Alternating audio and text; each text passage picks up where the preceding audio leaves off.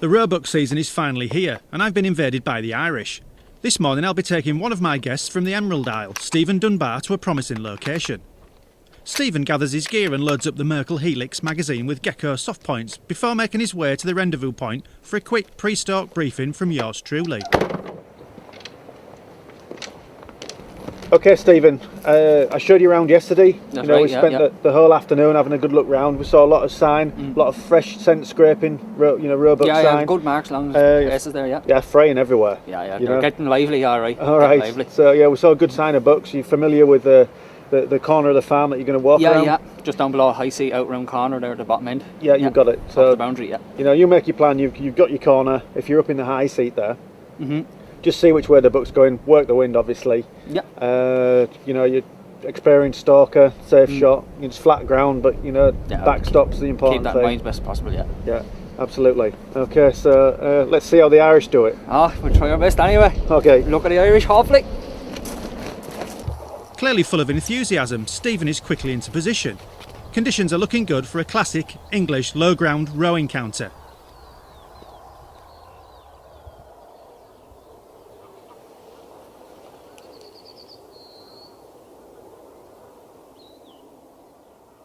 What's happened here this morning, got into the high seat first light, just have a scout around, see what was moving, with the intention of seeing the bucks. We'd seen a young buck in it yesterday evening, came back this morning, older buck ran off, the younger buck pushed him out of territory.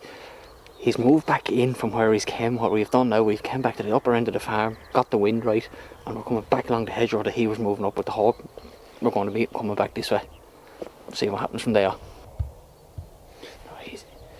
We're clearly on the right track. Some fresh and very vigorous fraying and scraping in the hedge whet our appetites for the action to come, and get Stephen glassing even more intently. With the wind in his face and the sun on his back, Stephen just needs a bit of luck. If he catches up with one of the bucks he saw at first light, and it isn't chasing or being chased this time, he should be onto a winner. We stalk on and spot a major crossing point, well hidden on the near bank by hawthorns. But only the wildlife making its presence known right now are several pairs of geese and some distant lapwings.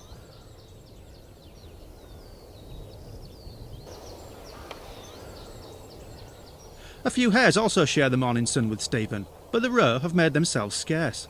It's as if they know it's April and buck season. Just our luck.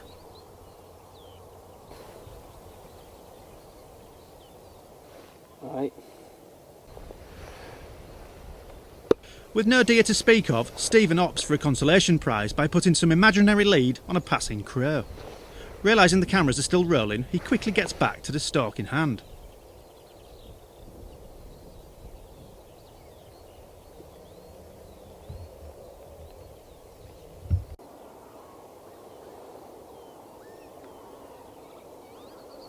Stalking the next field, Stephen finally bumps into a buck. Initially it marches straight towards Stephen, who is taken by surprise by its sudden appearance. Sensing something isn't right, the buck gently glides out over the wheat. Will it stop and look back? Stephen readies the helix on the sticks.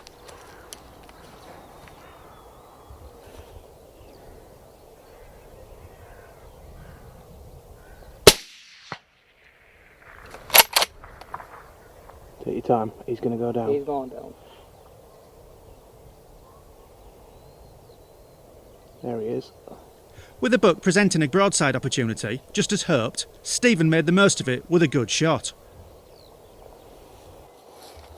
The buck didn't run far, but we're doing this follow-up by the buck. Stephen quickly locates the point where the buck took the bullet. That's a nice sign there. That's a hair. Nice bit of blood. Just see the trail moving out across here to our left. Following the trail, we carefully track the buck's path until he is visible. Good.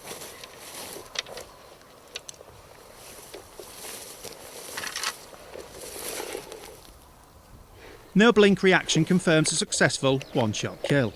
At last, Stephen can unload and admire his first ever roebuck.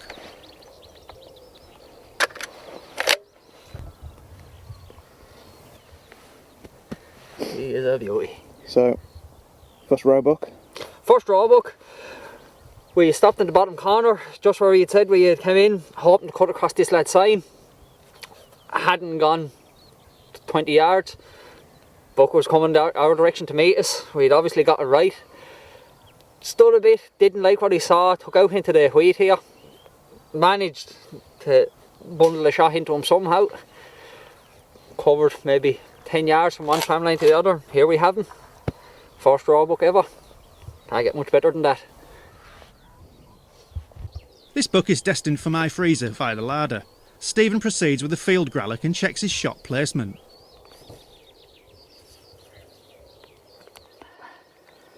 Look at that. Straight through the bottom of the heart. So he wasn't going to go too far on that.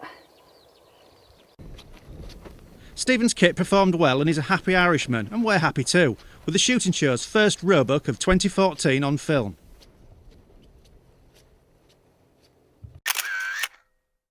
But we're not done yet. The luck of the Irish holds out as I capture a wet recovery of a superb malformed buck on my iPhone.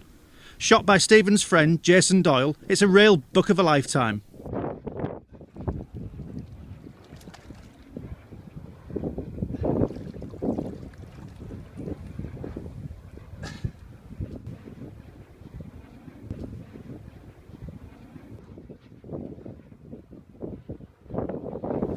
What do you say to that, Mr. Doyle?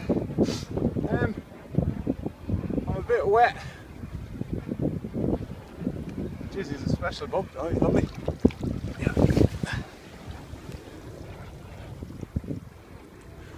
Hurry the up before my feet fall off. Say that again.